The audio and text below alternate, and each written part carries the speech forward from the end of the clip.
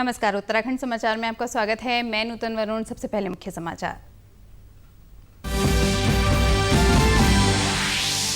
Covid के कारण इस साल कॉलेज की परीक्षाओं को टालने की मांग वाली याचिका पर सुप्रीम कोर्ट का अहम फैसला। बिना परीक्षा कराए अंतिम वर्ष के विद्यार्थियों को नहीं किया जा सकता है पास।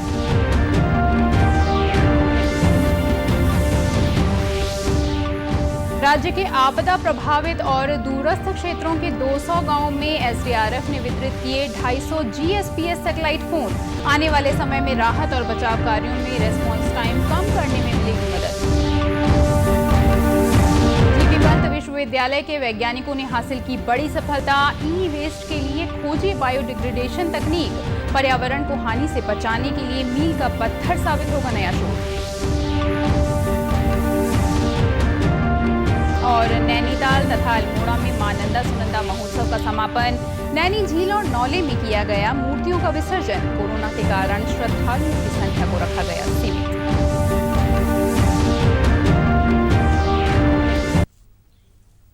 और अब समाचार विस्तार से।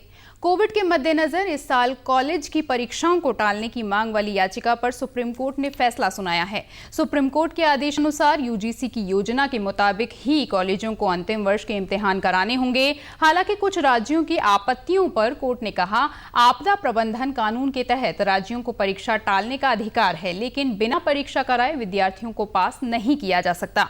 परीक्षाओं की तारीख बढ़ाने के लिए राज्य यूजीसी से आग्रह कर सकते हैं। आपको बता दें कि यूजीसी ने 6 जुलाई को निर्देश जारी कर शिक्षा संस्थानों में स्नातक और स्नातकोत्तर पाठ्यक्रमों के अंतिम वर्ष की परीक्षाओं को 30 सितंबर तक करा लेने का निर्देश दिया था। प्रदेश में कल रात जारी हेल्थ बुलेटिन के अनुसार कोरोना के रिकॉर्ड 728 नए मामले सामने आए हैं। राज्य में कोरोना संक्रमितों की कुल संख्या 17,277 हो गई है, जबकि 5,215 एक्टिव केसेस हैं। प्रदेश में कोरोना संक्रमित 228 लोगों की मृत्यु हो चुकी है। इस बीच चमोली जिले में कोरोना संक्रमण के बढ़ते मामलों को देखते हुए पुलिस ने सार्वजनिक स्थानों पर मास्क न पहनने वालों के खिलाफ कार्रवाई की है। पुलिस ने नए अभियान के तहत मास्क न पहनने वालों का बढ़ी दर पर चालान काटा और फ्री में 4 मास्क भी दिए। संशोधित नियमों के अनुसार पहली बार मास्क न पहनने पर 200 रुपए, दूसरी बार पकड़े जाने पर 500 रुपए और तीसरी बार पकड़ने जाने पर 1000 रुपए चालान लिया जाएगा।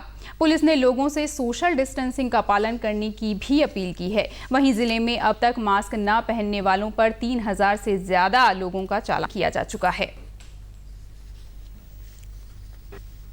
कल से हमने वो चालान किया है, जो नया संशोधन इसमें आया है कि आप पहली बार अगर कोई ऑफेंडर है जो मास्क नहीं पहनता है तो 100 की जगह 200 रुपए लिए जाएंगे, बदले में उसको 4 मास्क दिए जाएंगे। तो कल से हमने इस अभियान को भी शुरू किया है। इसमें कल टोटल 37 चालान हुए हैं, जिसमें से 7400 रुपए हमने राजकोष में जमा कराया है। विमानन मंत्रालय ने स्टैंडर्ड ऑपरेटिंग प्रोसीजर में बदलाव किए हैं। नए नियमों के अनुसार अब घरेलू के साथ एयर इंडिया की ओर से चलाई जाने वाली इंटरनेशनल फ्लाइट, प्राइवेट और चार्टर कंपनियों के विमानों में प्री पैक्ड स्नैक्स, मील्स और गर्म पेय पदार्थों की सुविधा उपलब्ध होगी। इसके अलावा फ्लाइट में मनोरंजन की सुविधाओं को भी सशर्त बहाल कर दिया गया है। इसके लिए पैसेंजरों को डिस्पोजेबल या डिसइंफेक्टेड हेडफोन दिए जा सकते हैं। एयरलाइंस को डिस्पोजेबल प्लेट, कटलरी और सेटअप प्लेट का इस्तेमाल करने के लिए कहा गया है। बदले नियमों में कहा गया है कि हर एक मील और पेय सेवा के लिए क्रू को ग्लव्स का एक नया सेट पहनना होगा। राज्य के संचार विहीन, दूरस्थ, दुर्गम और आपदा संभाव्य लगभग 200 गांवों में जहां किसी भी प्रकार की लैंडलाइन या मोबाइल कनेक्टिविटी नहीं थी, पहले चरण में एसडीआरएफ द्वारा 250 जीएसपीएस सैटेलाइट फोन वितरित किए जा रहे हैं। दरअसल उत्तराखंड आपदा की दृष्टि से बेहद संवेदनशील राज्य है। ऐसे में बचाव और राहत कार्यों में रेस्पॉन्स टाइम कम से कम हो, इसके लिए संचार तंत्र को मजबूत करने की ओर लगातार प्रयास किए जा रहे हैं। आपको बता दें कि उत्तराखंड देश का पहला ऐसा राज्य है जिसके दूरस्थ ग्रामीण क्षेत्रों में सैटेलाइट फोन वितरित किए गए हैं। सैटेलाइट फोन वितरण के बाद अब इन गांवों से शासन प्रशासन का संपर्क हो पाएगा और संबंधित ग्रामीण किसी भी आपातकालीन या आकस्मिक स्थिति में सूचना साझा कर पाएंगे। हमारे यहाँ संचार की सुविधा बहुत बाधित थी। आज हमें सैटेलाइट फोन माननीय मुख्यमंत्री एवं एसडीआरएफ द्वारा दिया गया। मैं उनका बहुत बहुत धन्यवाद करना चाहता हूँ। मैं ग्राम सभा मदियाओं से हूँ और हम कृष्ण ब्लॉक के दुर्गम क्षेत्र से रहते हैं, जहां पर किसी भी प्रकार की कोई संचार सुविधा नहीं है। सैटेलाइट फोन देकर राज्य सरकार ने बहुत अच्छा कार्य किया। गरीबों के वित्तीय समावेशन के लिए शुरू की गई प्रधानमंत्री नरेंद्र मोदी की महत्वाकांक्षी योजना प्रधानमंत्री जन धन योजना को आज 6 साल पूरे हो गए हैं। सरकार द्वारा भेजी गई धनराशि सीधे गरीब व्यक्ति के खाते में पहुंच रही है। वहीं उन्होंने बताया कि उत्तराखंड राज्य में भी इसका काफी फायदा हुआ है। राज्य में जनधन योजना के कुल लाभार्थियों की संख्या 26,45,447 है। इनमें ग्रामीण क्षेत्रों में 17,52,536 और शहरी क्षेत्रों में 8,92,911 लाभार्थी हैं। राज्य के लाभार्थियों के खाते में कुल बैलेंस करीब 1,345 करोड़ की राशि है। मुख्यमंत्री ने गरीबों के उत्थान में सहायक सिद्ध हो रही प्रधानमंत्री जन धन योजना के लिए प्रधानमंत्री का आभार व्यक्त किया।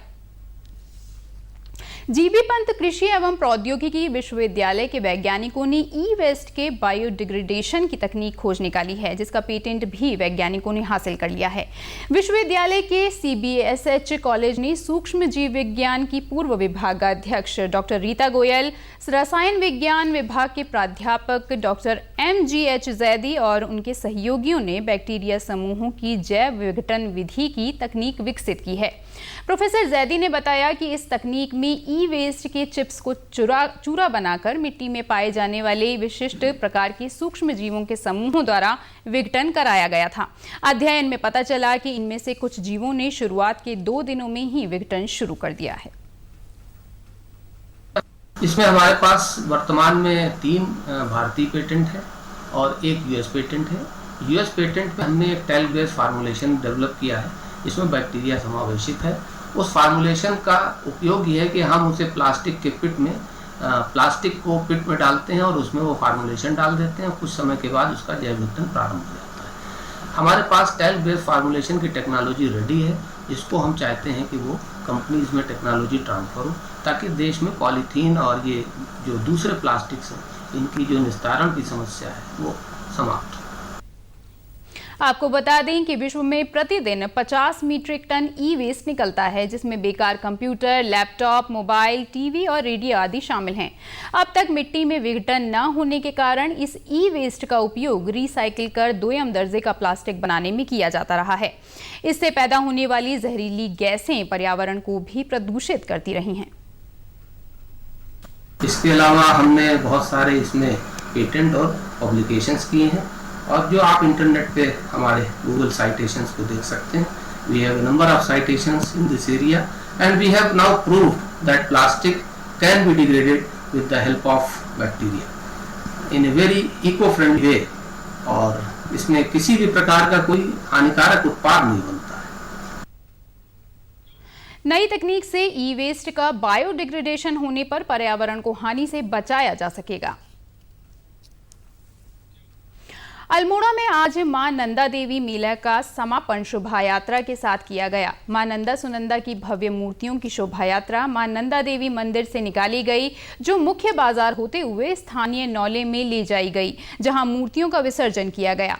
मेले में चंद्रवंशीय परंपरा का निर्वहन करने पहुंचे नरेंद्र चंद्रवंशीय ने कहा कि ये मेला कोरोना के कारण सादगी से आयोजित किया गया। पुलिस प्रशासन का आभार जताते हुए उन्होंने कहा कि अगले साल यहां भव्य आयोजन जरूर होगा।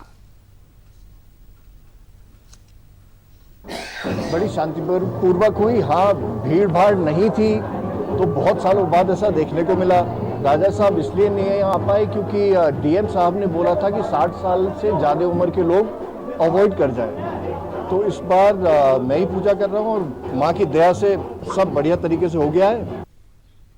वहीं सरोवर नगरी नैनीताल में चल रहे 6 दिवसीय 118वें श्री मां नंदा देवी महोत्सव का आज विधिवत धार्मिक अनुष्ठानों के साथ समापन किया गया। कोविड-19 के कारण अब की बार मां नंदा सुनंदा के डोले को नगर भ्रमण कराने की बजाय मां नंदा देवी मंदिर परिसर के भीतर ही परिक्रमा कराने के बाद मूर्तियों को नैनी झील में विसर्जित किया गया। इससे पहले सुबह मंदिर परिसर में पूजा अर्चना के बाद मां के डोले को भ्रमण कराया गया। मैं अपने सबको बधाई भी देती हूँ और माँ नंदा सुनंदा जिस तरह से आज हमसे विदाई ली है।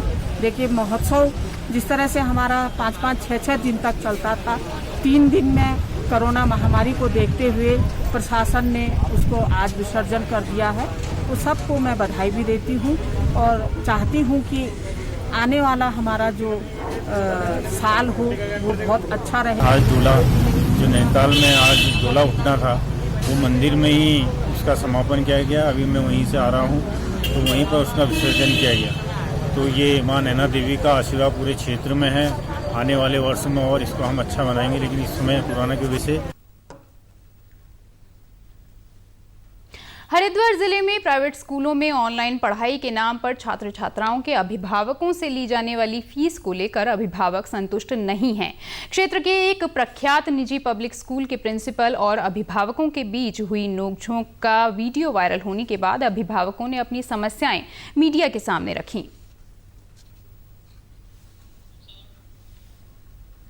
अभिभावक परेशान हैं, कोरोना काल है, रोजगार ठप है, नौकरियां जा रही हैं, तो अभिभावक जाए तो जाए कहाँ। हमारा सिर्फ सीधा प्रश्न ये है कि ट्यूशन फीस जो है, ट्यूशन फीस जब पहले नॉर्मल कोरोना काल नहीं था, नॉर्मल था, जब भी फीस उतनी जाती थी, आज भी उतनी फीस जाती है।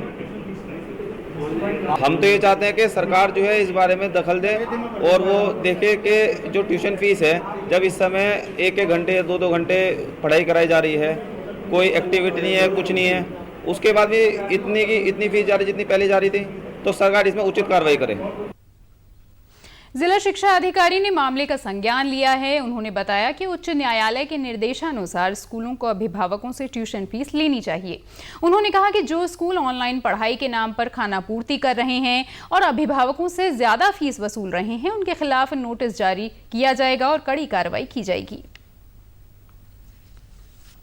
एक्चुअली जो स्कूल ऑनलाइन टीचिंग कर रहे हैं उनको परमिशन दी गई है कि वे ट्यूशन फीस ले सकते हैं, लेकिन अब देखना यह है कि ऑनलाइन टीचिंग का मोड क्या है, उनका सब्जेक्ट कंटेंट क्या है, डिलीवरी का मेथड क्या है, उनकी पेडागोजी क्या है, उनका एवेल्यूशन सिस्टम क्या है, फीडबैक कैसे देते हैं, फॉलोअप कैसे करते हैं।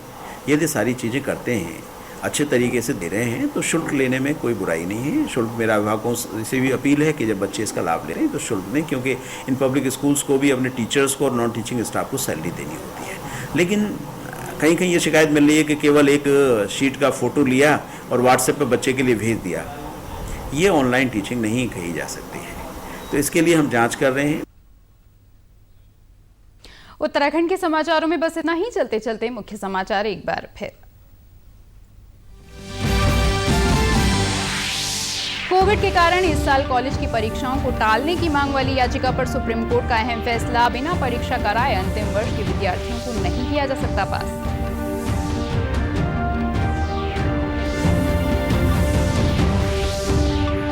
राज्य के आपदा प्रभावित और दूरस्थ क्षेत्रों के 200 गांवों में एसडीआरएफ ने वितरित किए 250 जीएसपीएस सैटेलाइट फोन। आने वाले समय में राहत और बचाव कार्यों में रिस्पांस टाइम कम करने में मिलेगी मदद। जीबी पंत विश्वविद्यालय के वैज्ञानिकों ने हासिल की बड़ी सफलता। ई वेस्ट के लिए खोजी बायोडिग्रेडेशन तकनीक। पर्यावरण को हानि से बचाने के लिए मील का पत्थर साबित होगा नया शोध।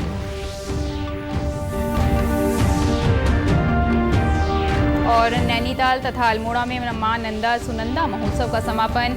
नैनी झील और नौले में किया गया मूर्तियों का विसर्जन। कोरोना के कारण श्रद्धालुओं की संख्या को रखा गया सीमित।